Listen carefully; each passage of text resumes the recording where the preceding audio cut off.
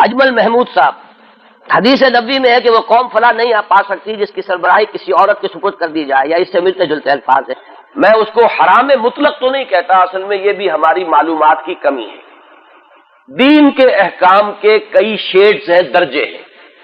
مثلا ایک شے فرض ہے ہر صورت میں کرنی، اس سے نیچے آئیے تو واجب ہے، فرض تو نہیں ہے لیکن فرض کے قریب ہی ہے.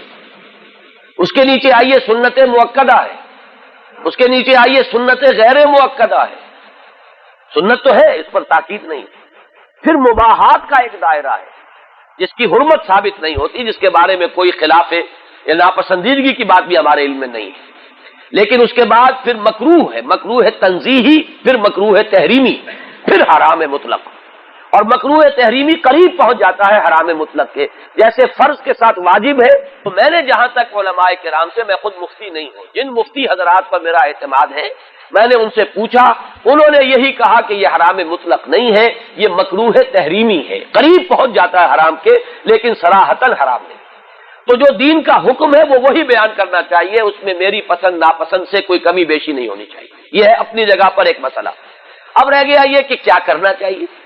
میرے نزدیک اس سے 100 گنا زیادہ جو حرام مطلق ہیں، ہم نے ان کے خلاف بغاوت نہیں کی ہے، ہم ان کے خلاف سڑکوں پر نہیں آئے ہیں.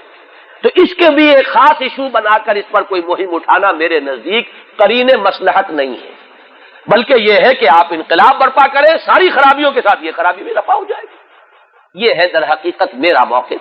باقی یہ کہ اللہ تعالیٰ مجھے اس سے بچائے کہ میں دین کے کسی حکم میں مغالطہ ہو سکتا ہے، غلطی ہو سکتی ہے، لیکن جان بوجھ کر میں اس میں کوئی تغیر کروں. مجھے ایک شے ناپسند ہے لیکن کیا میں اس ناپسند کو حرام قرار دے دوں جبکہ فی الواقع وہ حرام نہ ہو؟ یا کوئی شے مجھے بہت پسند ہے، میں اسے فرض قرار دے دوں جبکہ فی الواقع وہ فرض نہ ہو؟ تو جو شے فرض نہیں ہے اسے فرض قرار دے دینا بھی بہت بڑا ظلم ہے، بہت بڑا جرم ہے. اور جو شے حرام مطلق نہیں ہے اسے حرام مطلق قرار دینا بھی بہت بڑا جرم ہے.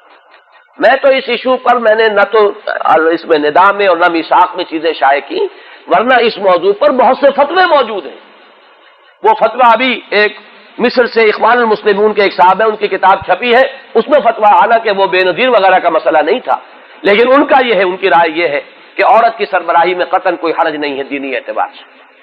مولانا تھانوی رحمۃ اللہ علیہ کا فتویٰ تھا، بیگم صاحبہ بھوپال کی جو تھی ان کی حکومت، اس پر سوال پیدا ہوا کہ یہ شریعت کے مطابق ہے کہ غلط ہے. انہوں نے فتویٰ دیا کہ نہیں ٹھیک ہے، اس لیے کہ آج کل کی حکومت اس طرح کی نہیں ہوتی کہ کوئی ایک شخص جو ہے وہ بالکل مختار مطلق بن کے بیٹھ گیا ہو، بلکہ اس کے نائبین ہوتے ہیں، اس کا ایک انتظام ہوتا ہے، وہ ایک سربراہ ہوتی ہے کانسٹیٹیوشنل.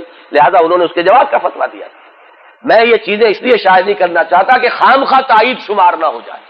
اور میں صاف مانتا ہوں کہ اسلام کی روح کے منافی ہے، اسلام کی تعلیم کے متضاد ہے، اسلام کا نظام یہ نہیں ہے.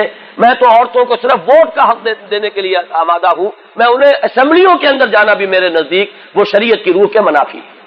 تو یہ میرا ہے، دین کی جو رائے ہے وہ یہ ہے. باقی اس پر کوئی ہنگامہ کھڑا کر دینا، یہ جو ہمارے ملک و ملت کے اس وقت کے حالات ہیں ان کے اعتبار سے قرین مصلحت نہیں ہے.